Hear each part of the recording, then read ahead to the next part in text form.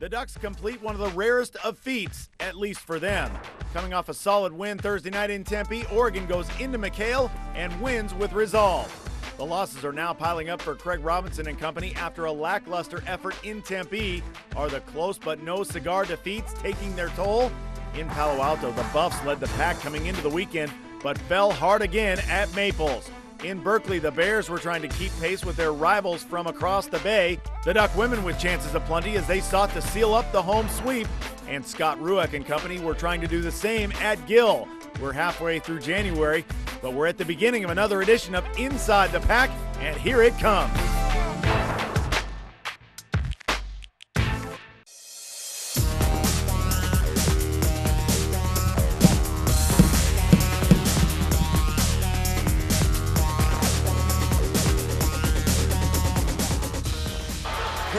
Swings it, Lavender a three, short, rebound, tracked down by 5, 4 seconds left, 3 seconds, 2 seconds, 5 with 1 at the horn, off the rim, Oregon holds on here in Tucson. For just the second time since the Arizona schools joined what was then the Pac-10, the Oregon men come home from the desert with 2 wins. Hello and welcome to Inside the Pack. Tom Ward here with you for the next 30 minutes. And just back from a whirlwind tour of central and southern Arizona, Nick Krupke. Nick, we've been on this merry-go-round a few times now over the years. Not often you get to sit here and talk about 2 wins in the desert.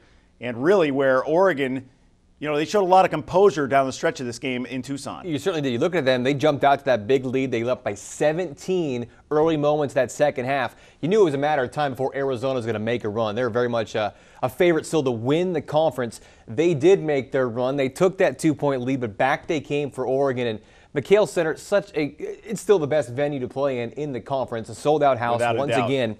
Those last seconds when they had 3 shots to tie or win the game, that place just on pins and needles, such a big place to win that game at. And, you know, you just look at where they come from now. There's 7 conference road wins so far this season.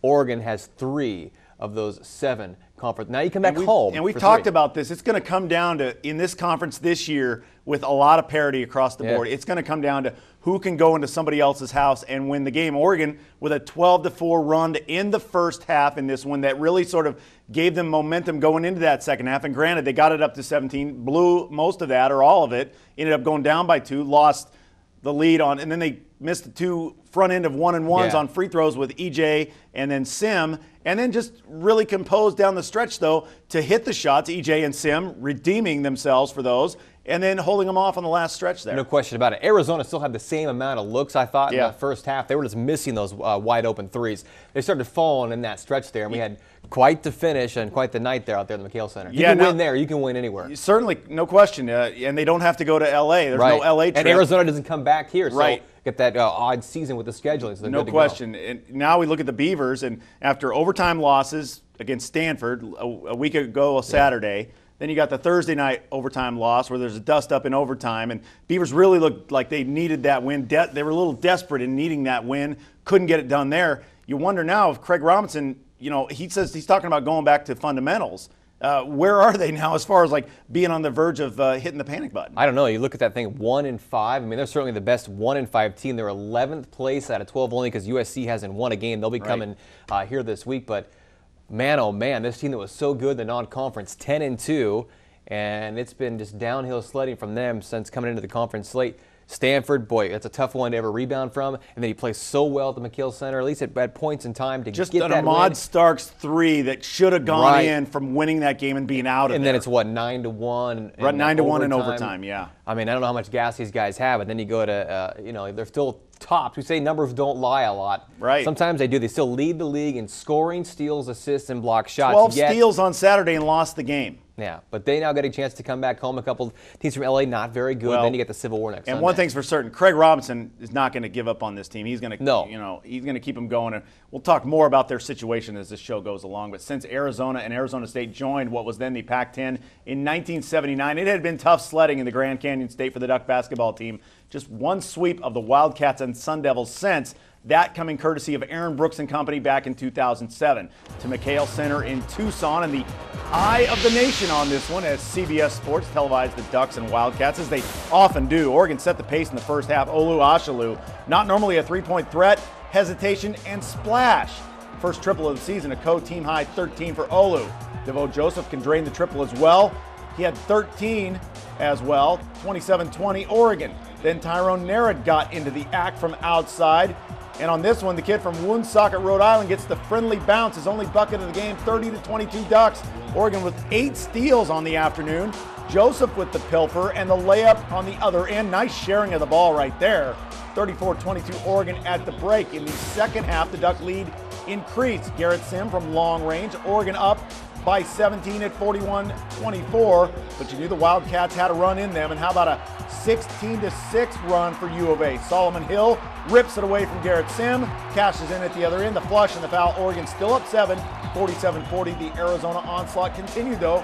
Freshman Josiah Turner pokes away from Joseph and slams it home. Tie game at 54. After Arizona took the lead, E.J. Singler pulled Oregon back even. Tough drive and goes off glass in the lane. 12 for E.J. Good all-around game. And then moments later, Sim, a cold-blooded 3 in the corner. Should have been a 4-point play as he ends up on his back. Ducks back up 59-56, about a minute 30 left. Final seconds. Ducks up 59-57. Arizona with a chance to win or force overtime. They had to look for 3, but Brendan Lavender is off. And then the offensive board goes to Kyle Fogg, takes it back out, and then gets a good look one-on-one. Looked good, but it was not. And what do you know? The Ducks survive in Tucson. Dana Altman, huge win for him.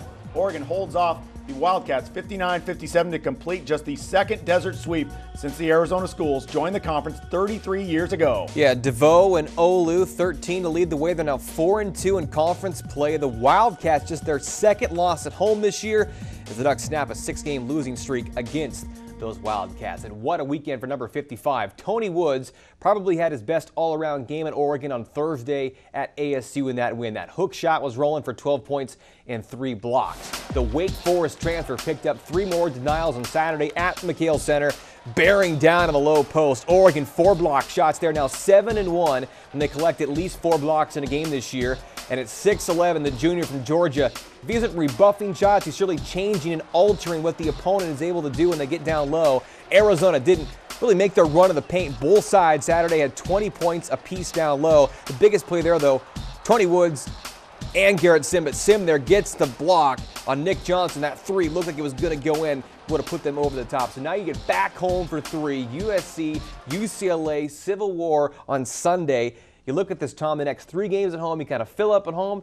You got a chance to be 7-2 at the turn of the conference season before you go back on the road again to Utah and Colorado. 7-2, that would put you the top of the conference. Already they're no worse than 4th, depending on what things happen tonight in the rest of the conference. But certainly, can we maybe get Matthew Knight Arena to have a sellout or 2 this coming weekend? Because certainly this team be nice. Turning things on here. And you know, I think it's pretty obvious what the difference is when you look at this year's Ducks compared to past years. You got Olu Ashalu there down low, and you got Tony Woods down low. Ashalu was a hoss in the first half. I mean, he went 5 for 10 for the game, but they started to feed him on consecutive possessions there in that first half, and he got it going down low. That's a big thing. When you go into Arizona, you got to have some scoring inside. You can't just live off jumpers. Exactly, and that pushes Arizona out again. You know Arizona, no matter what year it is, they've got guys that can sling it from outside. They didn't have a whole lot going on the inside, and once they started hitting them outside, okay, they got back into the game, but having a presence like that, certainly big for a team that was undersized all of last year. Yeah, and funny to hear Sean Miller at halftime talking about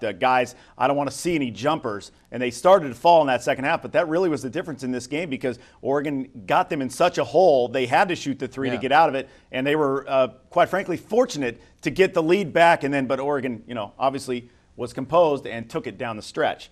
After Oregon State's second straight overtime loss on Thursday, head coach Craig Robinson noted that the Beavers were not hitting the panic button, but OSU sitting at 1-4 in conference on Saturday, desperately in need of a win. The Beavers facing the Sun Devils in Tempe. And after ASU dictated the tempo, they get back in the game with their half-court trap. Eric Moreland ahead of the Snake, and the 1-3-1 steal leads to a Jared Cunningham jam makes it 11-10. It's a 1-point ASU lead, and this one goes down as a steal for Roberto Nelson, but it was gift-wrapped off his leg. Something about the shoes with Roberto lately. He races to the rack. Beavs down 15-12, 14 points, 3 steals for Roberto.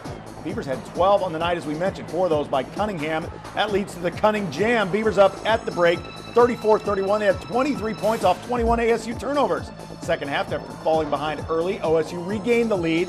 Devon Collier rams it home, plus the foul, 37-35 Beavers. Collier with 21 in 31 minutes, but ASU had just began tagging threes all over the gym. Jonathan Gilling triple off the inbounds, 58-49. The big menace was Chance Creekmer.